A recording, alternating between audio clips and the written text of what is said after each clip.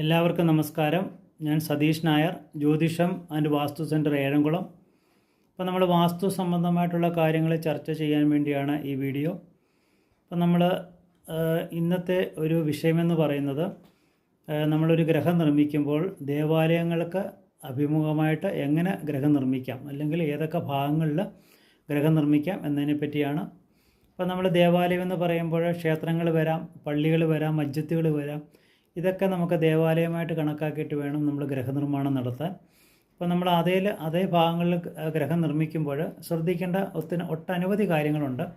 അപ്പം ചില കാര്യങ്ങളൊക്കെ നമുക്ക് ഇവിടുന്ന് ചർച്ച ചെയ്യാം. അപ്പോൾ ആദ്യമായിട്ട് നമ്മളൊരു ദേവാലയത്തിൻ്റെ ദർശനമായിട്ടൊരു ഗ്രഹം നിർമ്മിക്കുകയാണെങ്കിൽ നമുക്കത് അവിടെയാണ് സ്ഥലമെങ്കിൽ ആ ദർശനമായിട്ട് നിർമ്മിക്കുന്ന ഗ്രഹത്തിൻ്റെ ഡിസ്റ്റൻസ് എന്ന് വെച്ചാൽ നീളമെന്ന് പറയുന്നത് കുറഞ്ഞതൊരു 100 കോല അകലത്തിലെങ്കിലും നമ്മൾ ഗ്രഹം